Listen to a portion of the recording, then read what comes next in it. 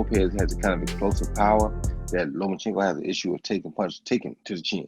That's why nobody does it like my brother AKHi, man. But I did want to get your take on something, my brother. Everybody, to me personally, I know everybody's listening in and they're just like, because what I'm about to say might upset a lot of people. I deeply believe that everybody's really not giving Lomachenko the respect that he deserves and what he's going to be bringing to the table next Saturday night. I hear everybody talking about how Teo has power. I keep telling everybody, I'm like, look, man, that's not going to be enough to beat Lomachenko. One lucky shot is not going to be enough to beat Lomachenko. You got to think about it. He fought George Linares. He fought Jose Pedraza. He fought some of the best fighters in the world, the fastest fighters, and the most freaking strongest fighters in the world. I deeply believe that everybody is not giving Vasyl Lomachenko a shot. I think they're going off of the fact that he's just fast and he's technical, because I was watching some of his training clips, some of the ones that he does post, because Lomachenko really don't post that much.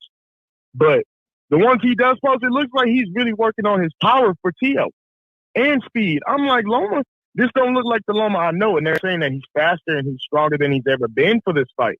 So I know he's taking this fight very seriously against Teo. Well, there's a couple things we need to mention. First of all, Lomachenko, he's very hard to read. Like I said, I like Teo energy that he's bringing to the table, but Lomachenko is not saying much. So it's really hard to read how he feels, because I remember leading up to the Rigondeaux fight, he wasn't talking that much trash. In this fight, he's opening up a little bit more, but he's hard to read because he don't say much, right? Another thing to mention, right? Lomachenko, he does a lot of mental training.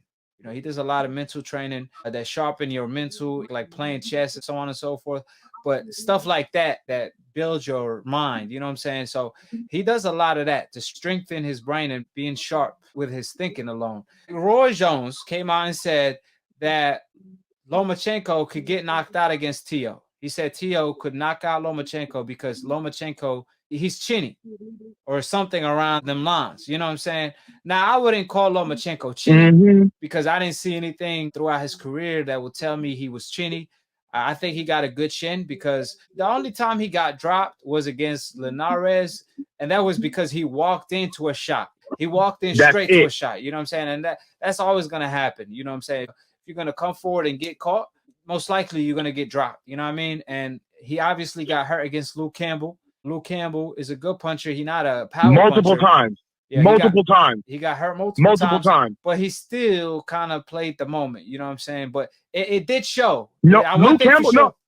One thing for sure, it did show against Luke Campbell. Like he didn't have a poker face. I didn't like the fact that he didn't have a poker face, because see, a lot of times fighters get hurt, but they have a poker face. For example, Rigondeaux didn't have the best chin of all time, but he had a poker face where you couldn't tell if you hurt him or not. Another guy that have a good poker face is Danny Garcia. You know, but like I said, Lomachenko, he didn't have that poker face against Luke Campbell. That's probably what Roy Jones is talking about. And Teo is bringing a lot of power to the table, but Teo is more skillful than powerful. I think a lot of people are trying to make him like this, just, you know, Mike Tyson knockout puncher. I think he's a good puncher. Yeah, man. He's more skillful than powerful. Remember, he takes chances because he got reflexes, he got talent, he's very gifted. But I don't think he's just this huge power puncher. However, he is very skillful. I've seen him spar a lot of fighters, and I'm not talking about Gervonta. I'm talking about, I saw him spar Ugas, and he was looking pretty in there. You know, he showed a lot of skills that I was like, man, is either Ugas not taking it serious or Teo really got underrated boxing skills. You know what I'm saying? And you know Ugas was letting him work. You know Ugas was letting him work, AKHi. Come on. I don't think. I know everybody's listening in like, this boy crazy. I couldn't tell. Everybody like, this boy on the phone crazy. I was like, wow. You know, what's going on? Teo out here looking good against Ugas. You know what I'm saying? But Ugas is letting him work. He is the smaller guy. But you never know, because, see, when the camera is on, fighters ain't trying to look bad during sparring. You know what I'm saying? That is true. That's an ego thing. Shakur Stevenson for one. Yeah, that's an ego thing. Like if I'm sparring you, right, off camera, off air, yeah, I'm gonna let you work, and I do that a lot. If the camera is on, I'm gonna let you only work at a certain level. I'm not gonna let you get off on me. Yeah, you know what I'm saying? I'm gonna be like, you know what? Yeah, I'm gonna show you what time it is if you try to do too much. So I think it might be, some of it might be Tio's skill now, because, you know, the camera was on and Ugas knew the camera was on. So there's no telling, though. We'll see how skillful he is against Lomachenko. That's for sure. I wanted to get your take on what do you think will possibly happen if Michael J. White was to fight Bruce Lee? Man, nobody beats Bruce Lee. That's just how I feel, man.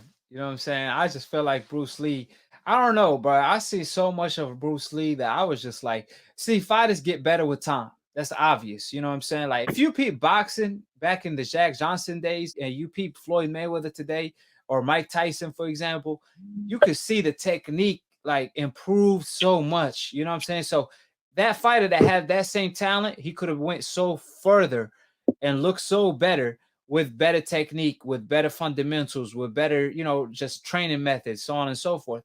And that's what happens in every sport. So with Bruce Lee, for example, I mean, I don't know what his like record is. I forgot like how fast he throws a punch or a kick, but that was just outstanding. Like his speed was just tremendous. His form, his mind, like that alone, you know, his mental was just on another level, you know. So that's why I think Bruce Lee was just a one-time athlete that was 100 years ahead of his time, because of the fact that what he brought to the table.